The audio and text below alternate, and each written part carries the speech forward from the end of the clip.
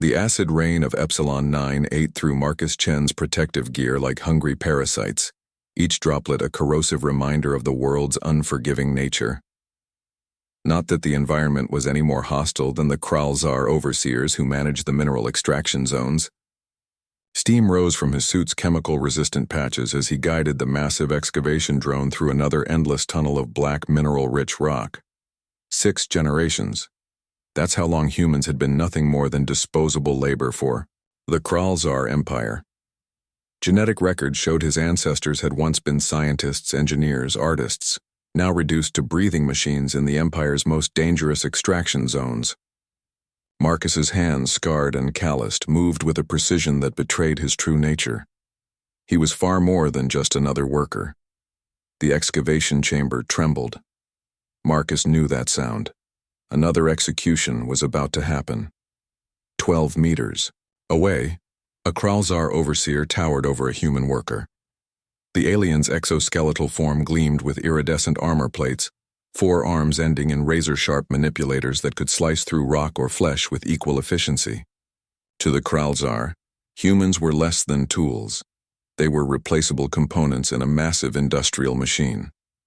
Inefficiency will not be tolerated. The overseer's translation device crackled, its tone devoid of emotion. The human worker, barely 20, Marcus recognized him as Raj from the Eastern Tunneling Team, trembled. A microfracture in the drilling equipment's coolant system. A minor error that would have taken moments to repair. The overseer's third arm extended, a plasma cutter humming to life. Marcus's muscles tensed.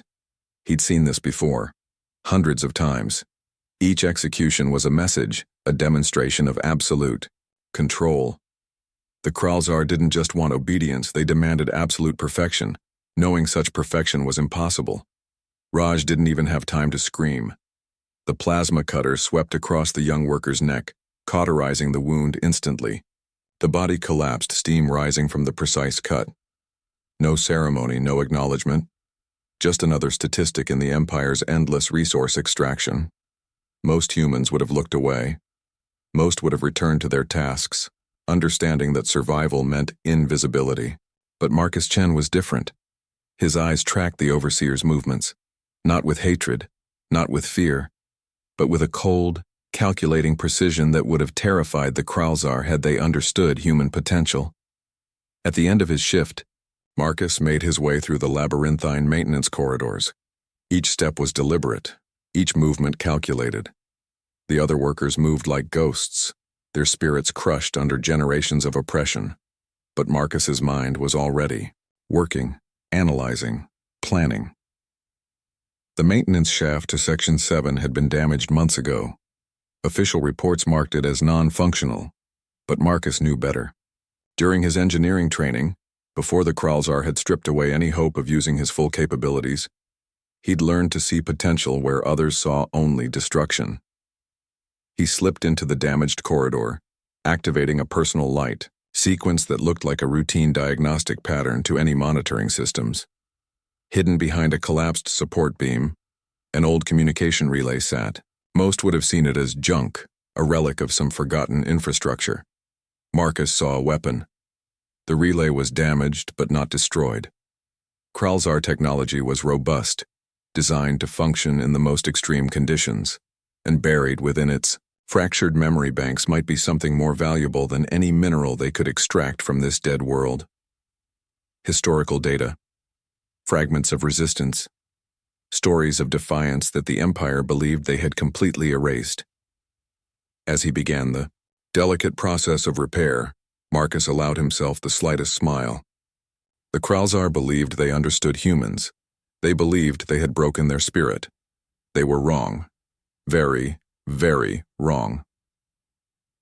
The communication relay came to life in fragments, like a patient awakening from a decades-long coma. Marcus worked meticulously, his fingers moving with the precision of a surgeon and the patience of an archaeologist. Each restored circuit was a potential gold mine of information, each recovered data packet a whisper from a forgotten past. Most of the relay's memory was corrupted intentionally, Marcus suspected. The Kralzar were meticulous about erasing historical records that might inspire resistance.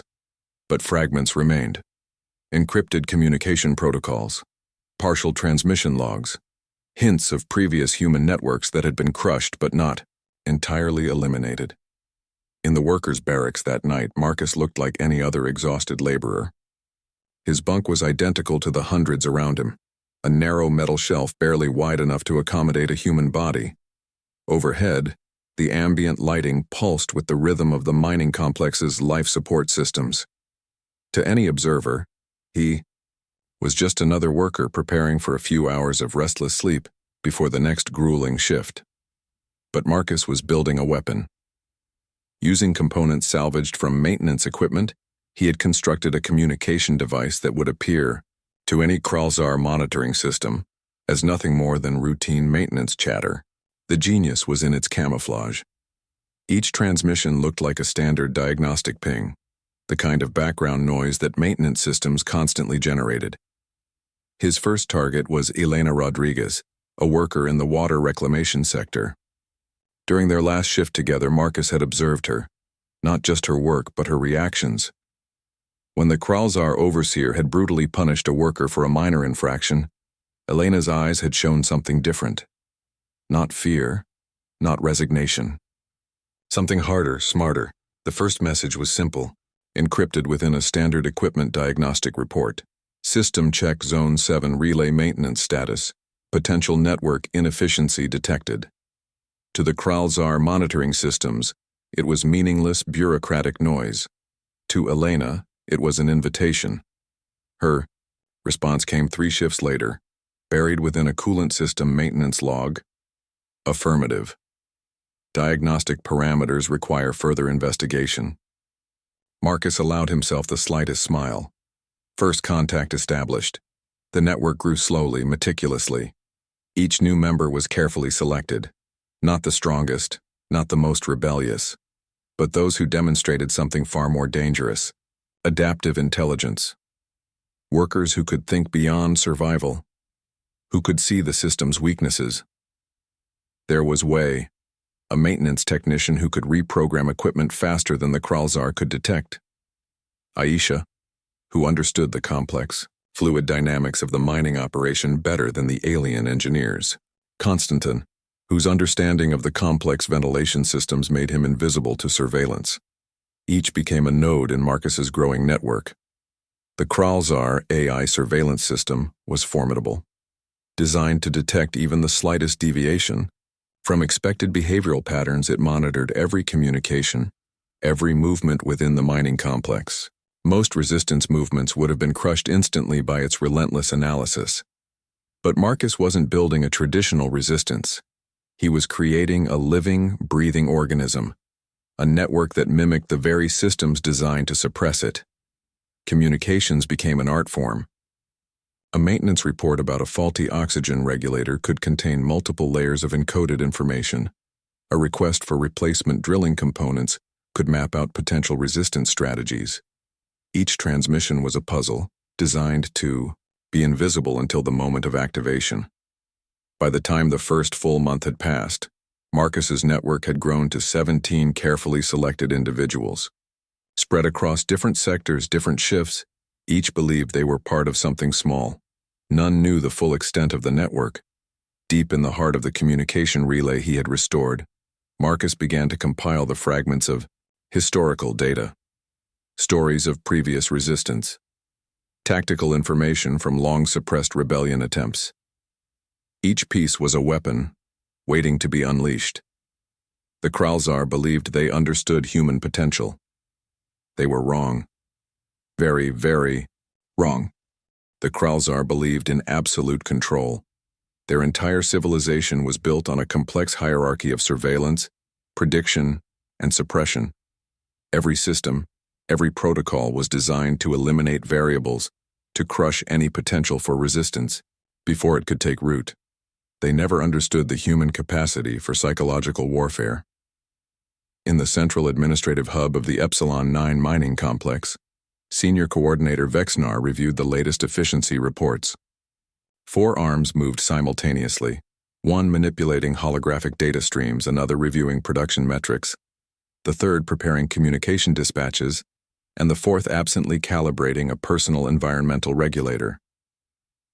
Something was wrong. But Vexenar couldn't quite identify what. Production numbers were technically within acceptable parameters. Worker output remained consistent, and yet there was a subtle wrongness that triggered the most primitive warning sensors in the Kralzar neural network. Marcus's strategy was elegant in its simplicity. Psychological subversion wasn't about direct confrontation. It was about creating doubt. Introducing microscopic uncertainties that would gradually erode the foundation of the Kralzar's perceived invincibility. Take the maintenance logs, for instance. Previously, human workers submitted reports that were precise, almost robotic in their adherence to Kralzar standardization protocols. Now the reports contained subtle anomalies, not enough to trigger an immediate investigation, but just enough to create cognitive dissonance. A drilling equipment report would include an unnecessary poetic description of the rock formations. A ventilation system diagnostic would suddenly reference an obscure mathematical theorem. Maintenance requests would be filed with a linguistic complexity that suggested something more than simple labor. Wei had been particularly brilliant in this approach. As a maintenance technician, he understood exactly how to introduce these psychological viruses into the system. Each report was a work of art, technically perfect, yet fundamentally unsettling. The Kralzar AI began to struggle. Its predictive algorithms, designed to anticipate and suppress any potential deviation, started to generate increasingly complex models to explain the subtle changes. More processing power was diverted to analyzing these anomalous reports, creating a cascade of inefficiency. Aisha took a different approach in the fluid dynamics sector. Her reports began to subtly highlight the inefficiencies in the Kralzar's resource extraction methods, not as direct criticism, but as apparently innocent observations. Mathematical models that suggested alternative approaches, hypothetical scenarios that introduced the tiniest seeds of doubt about the Empire's technological supremacy. In the worker barracks, something else was happening. The communication network Marcus had built wasn't just a means of transmitting information. It was reshaping human psychology. Workers who had been beaten down for generations began to see themselves differently. The encoded messages, the carefully crafted communications, started to rebuild something the Kralzar had worked hard to destroy: hope. Constantine's work in the ventilation systems was perhaps the most dangerous. He began to modify environmental controls in microscopic ways, temperature fluctuations so subtle that they were barely perceptible, oxygen mixture variations that triggered the most primitive human survival instincts without raising alarm. The Kralzar began to experience something: unprecedented uncertainty. Senior Coordinator Vexnar called for a comprehensive systems review. The AI surveillance network was redirected, analyzing and reanalyzing the flood of increasingly complex data. What had once been a seamless machine of control was now consuming itself in an attempt to understand. Marcus watched and waited. The beauty of psychological warfare was its invisibility. The Kralzar were looking for a traditional resistance, armed rebellion, direct confrontation. They would never suspect that the most dangerous weapon was being wielded through something as seemingly innocuous as maintenance reports and environmental calibrations. In the depths of the communication relay he had restored, Marcus compiled his latest data. Each anomalous report, each subtle manipulation was another piece of a complex puzzle. A strategy thousands of years in the making, the human capacity to adapt, to subvert, to survive. The Kralzar believed they understood human potential. They were wrong. Very, very wrong. The Kralzar Administrative Training Facility was a monument to precision. Located in the orbital complex above Epsilon 9, it was designed to be an impenetrable fortress of bureaucratic perfection. Gleaming corridors of quantum-hardened alloys stretched between training chambers where potential administrators were molded into living extensions of the Empire's will. Marcus's latest phase of resistance would require something extraordinary. This hot recruitment process was brutal. Out of 300 potential candidates from the human worker population, Only 7 would be selected. Not for physical strength, not for blind obedience, but for something far more dangerous, the ability to become something else entirely. Elena Rodriguez led the initial screening. Her background in psychological profiling, carefully developed during years of surviving Kralzar oppression, became their most precise instrument. Each candidate underwent a series of tests that looked like standard administrative aptitude assessments, but were actually sophisticated psychological evaluations. Wei developed the training protocols. Utilizing fragments of historical data recovered from the communication relay, he constructed a training regimen that would be invisible to Kralzar monitoring systems. It was a masterpiece of psychological conditioning, teaching humans not just to survive but to infiltrate. The 7 selected were a study in calculated diversity. Amir Khalil, a maintenance worker with an eidetic memory. Where others saw routine, he saw complex systems and their inherent weaknesses. Sophia Ortiz, a medical technician who understood biological systems so thoroughly that she could predict administrative behaviors with mathematical precision. Konstantin Volkov, an environmental systems expert who could manipulate complex technological ecosystems like a surgeon. Yuki Tanaka, a communication systems specialist who understood the rhythm of bureaucratic language better than most Kralzar administrators. Miguel Rodriguez, an engineer who could deconstruct and rebuild technological systems with intuitive brilliance. Naomi Chen, a data analyst with a capacity for pattern recognition that bordered on the supernatural. And finally, Marcus's most carefully selected operative, Elena Rodriguez herself. The training was nothing like traditional resistance preparation. No weapons training, no physical conditioning. Instead, they studied, endlessly, Kralzar administrative protocols, communication systems, bureaucratic language, technological infrastructures. Each candidate was essentially being taught to become a living, breathing virus within the Kralzar system. The first test came unexpectedly. A routine administrative rotation opened 7 positions within critical infrastructure sectors, positions that would normally go to Kralzar administrators or their most trusted non-Kralzar servants. 7 perfect applications appeared in the system, each so meticulously crafted that they would pass the most rigorous background checks. Each candidate so precisely prepared that they could seamlessly integrate into their assigned roles. Amir was assigned to resource allocation in the mining sector's central planning division. His eidetic memory allowed him to understand the entire resource distribution network within weeks, identifying inefficiencies that no Kralzar administrator had ever noticed. Sophia secured a position in the medical analysis department. Her understanding of biological systems went far beyond standard medical protocols. She began to introduce subtle modifications to health monitoring systems that would gradually reshape how the Empire understood biological efficiency. Konstantin's placement in environmental control was perhaps the most strategically crucial. He could now influence the most fundamental life support systems across multiple administrative sectors. The infiltration was more than just a strategic move. It was a psychological transformation. These 7 humans were no longer just workers. They were living weapons. Each understood that their role was not to fight the Kralzar directly, but to become part of the system, to introduce complexity, to create opportunities for resistance that would be invisible until the moment of activation. Marcus watched the deployment with a sense of calculated patience. Years of preparation had led to this moment. Each infiltrator was a node in a network, more complex than any the Kralzar could comprehend. In the orbital training facility, a senior Kralzar administrator reviewed the latest personnel rotations. Everything appeared perfect, absolutely normal.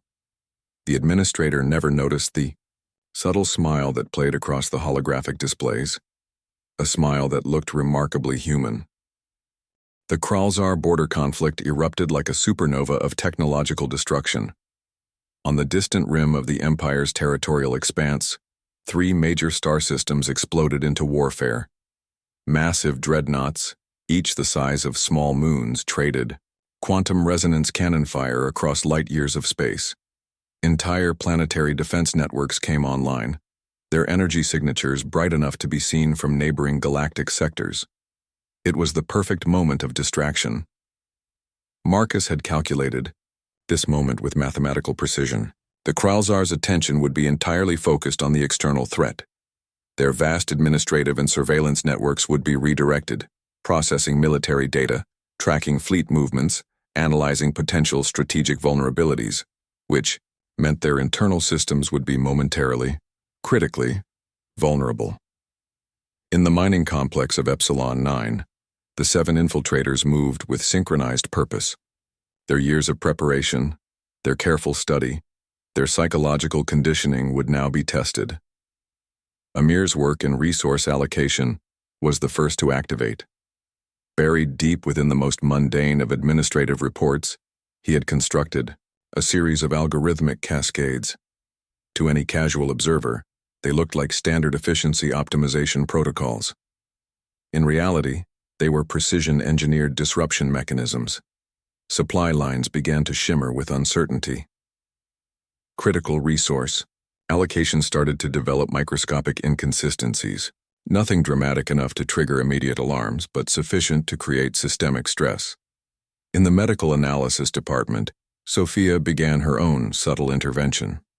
The health monitoring systems that tracked worker efficiency started to generate reports that defied the Kralzar's established biological models.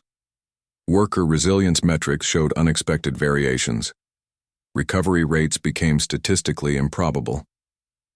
Constantine's environmental control modifications created the next layer of complexity. Temperature and atmospheric pressure variations became almost imperceptible, but consistent enough to trigger deep-seated human survival responses. Workers became more alert, more adaptable, more resistant to the standard suppression protocols. Yuki's communication system manipulations were perhaps the most dangerous. She introduced linguistic anomalies into standard administrative communications, translations that were technically perfect, but carried undertones of uncertainty. Communication protocols that looked normal, but contained hidden layers of complexity. Miguel's engineering background allowed him to introduce microscopic inefficiencies into critical infrastructure systems. Maintenance robots began to develop unexpected behavior patterns. Repair algorithms started to generate solutions that diverged slightly from standard protocols. Naomi's data analysis created the final layer of complexity. She began to map the systemic inconsistencies, creating predictive models that would look like standard administrative forecasting, but were actually designed to introduce maximum uncertainty. And Elena, Marcus's most carefully prepared operative, sat at the center of this systematic disruption, her position in the central administrative hub allowing her to guide and modulate the entire operation. The Kralzar surveillance systems began to struggle. What had once been a seamless network of control started to develop microscopic fractures. Processing power was redirected to analyze these emerging anomalies.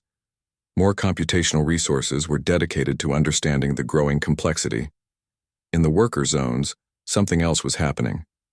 The systematic disruptions, the subtle, environmental and administrative modifications, began to have a psychological effect. Workers who had been beaten down for generations started to feel something dangerous.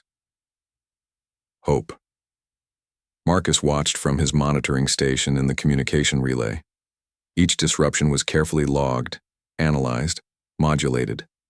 This was not about immediate rebellion. This was about creating the conditions for systemic transformation. The border conflict continued to rage, consuming the Kralzar's attention. Their most sophisticated AI systems were focused on external threats, leaving their internal infrastructure increasingly vulnerable. In the depths of the communication relay, Marcus allowed himself the slightest smile. The pressure was building, and when it finally released, the Kralzar would never see it coming. The Kralzar response was as predictable as it was brutal.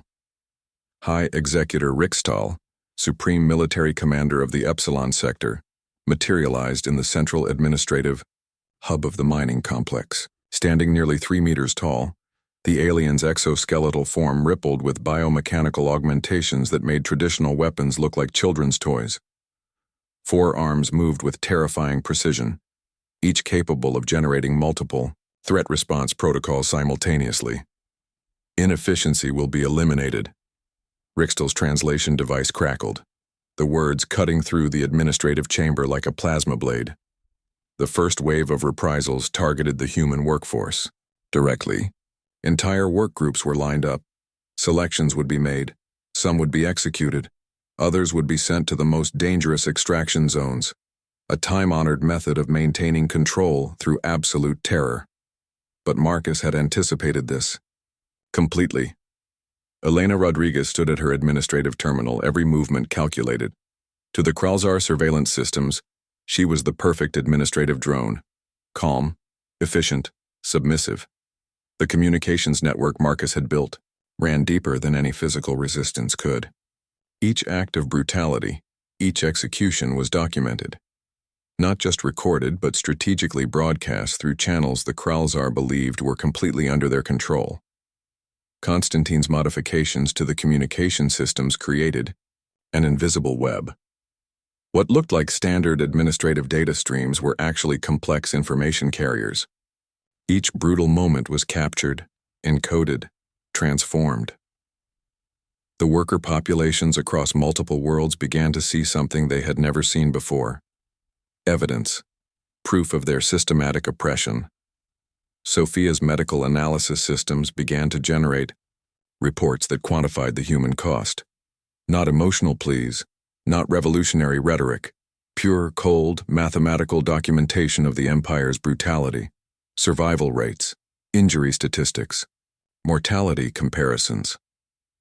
Yuki's communication modifications ensured these reports would spread like a quantum virus. Each transmission looked like standard bureaucratic data. Each piece of information was a weapon. Miguel's engineering background had prepared sophisticated data preservation protocols. Even if individual transmission nodes were destroyed, the information would survive. Distributed, redundant, impossible to fully eliminate. Amir's resource allocation algorithms created additional complexity. Critical supply lines began to develop, inexplicable inefficiencies. Military response teams found their logistical support becoming increasingly unreliable.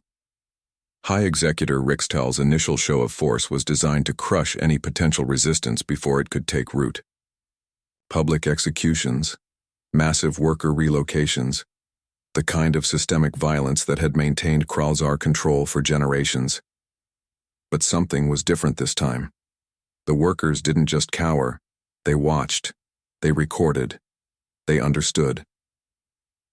Naomi's data analysis systems were turning each act of brutality into a precise historical record, not just emotional documentation, but mathematically verifiable evidence of systematic oppression. Marcus understood the most critical element of resistance. Information is the most dangerous weapon. The Kralzar believed they were crushing resistance. In reality, they were creating it. Each public execution was documented from multiple angles. Each relocation became a data point. The Empire's attempt to maintain control was generating the very evidence that would ultimately destroy it. In the worker barracks, something unprecedented began to happen. Humans who had been beaten down for generations started to see themselves differently, not as victims, not as slaves, as witnesses, as potential agents of change. High Executor Rixtel's final report to the Central Kralzar Command would later be studied as a masterpiece of unintentional self-destruction. Each attempt to maintain control was meticulously documented. Each violent action was transformed from a tool of suppression into evidence of systemic failure. Marcus watched from his communication relay, each system working with mathematical precision. The Kralzar thought they were conducting a standard pacification operation. They were actually writing their own obituary. The breaking point was coming, and when it arrived, the Kralzar would never see it coming. The moment of uprising was not a sudden explosion, but a carefully orchestrated cascade of systemic collapse.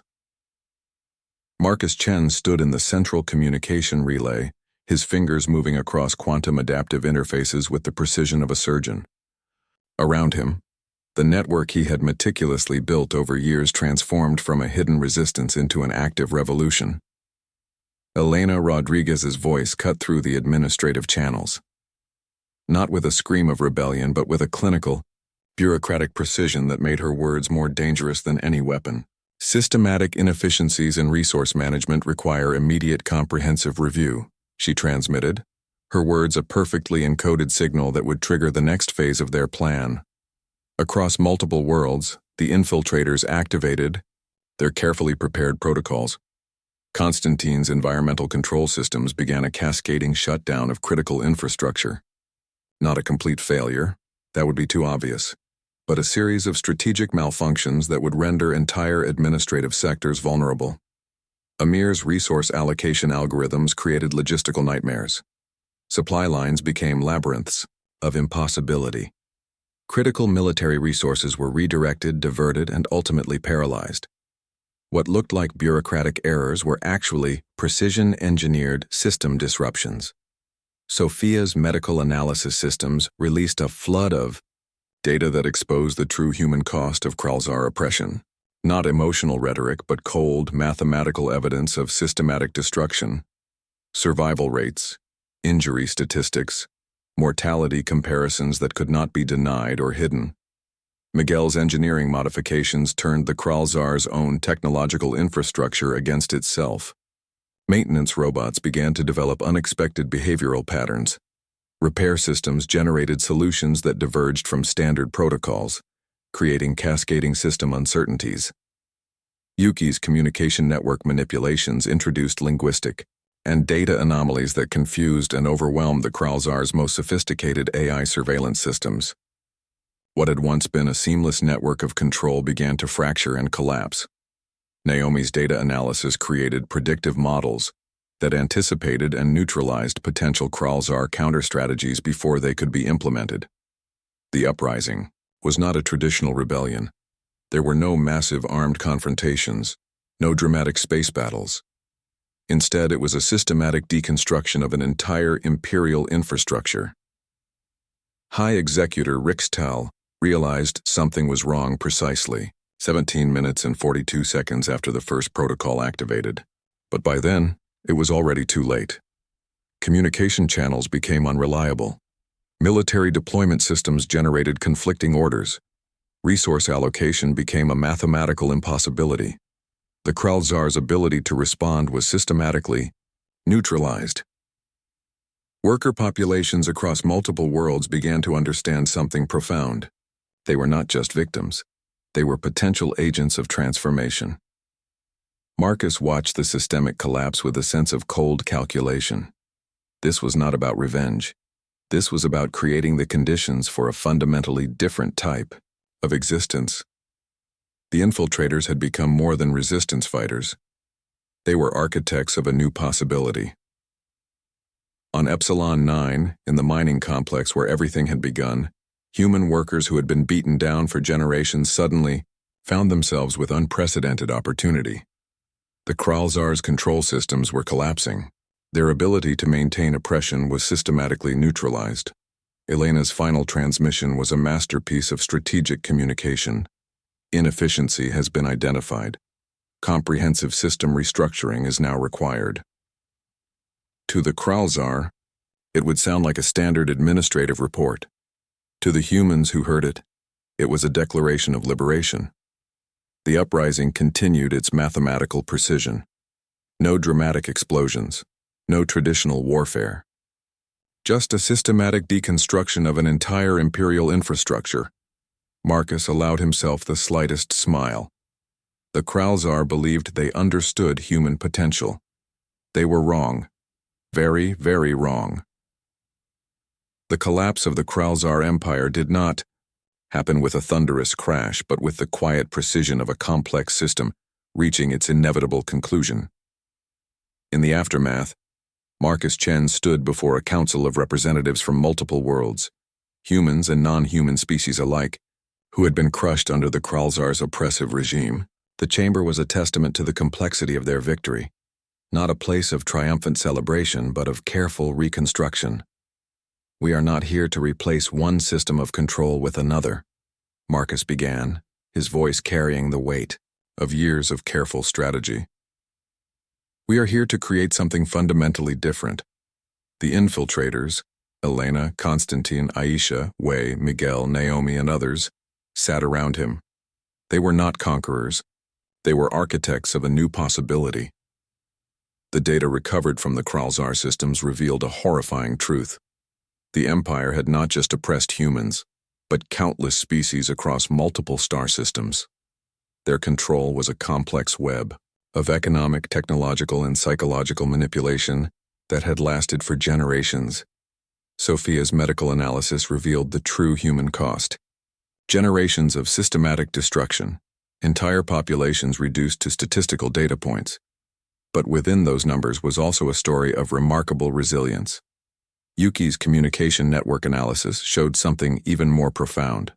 The Resistance had not been a singular movement but a complex adaptive system that had emerged from years of oppression.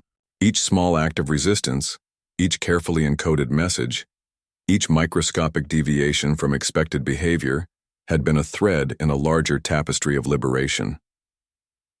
Amir's resource allocation studies became the foundation for a new economic model, not based on extraction and control, but on mutual cooperation and adaptive resource management.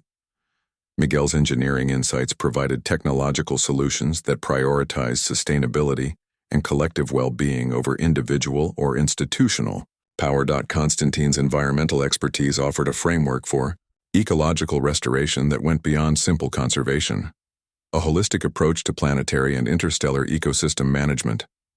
Naomi's data analysis revealed patterns of cooperation that transcended traditional boundaries of species, culture, and technological capability.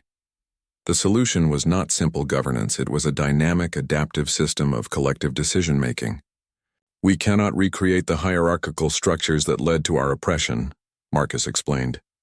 Our resistance was not about replacing one ruler with another. It was about creating a system that recognizes the potential of every individual. The new governance model was revolutionary. Not a centralized system, but a distributed network of collaborative decision-making. Technology would be used to facilitate communication, not to control.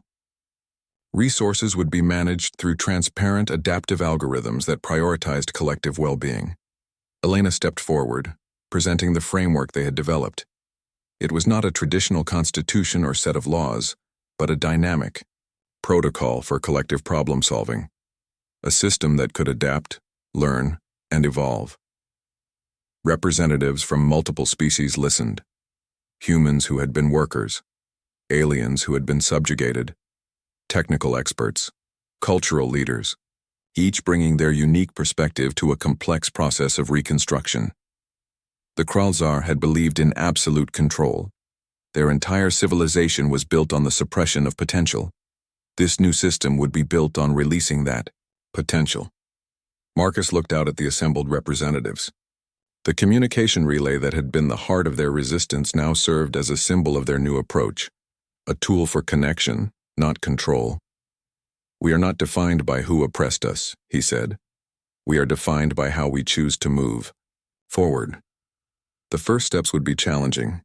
Decades of systemic oppression could not be undone overnight. But for the first time in generations, there was genuine hope. The infiltrators who had been the architects of this transformation understood something profound. Resistance was not about destruction. It was about creating new possibilities. As the first collaborative session began, Marcus allowed himself a moment of reflection. The Kralzar had believed they understood human potential. They were wrong. Very, very wrong.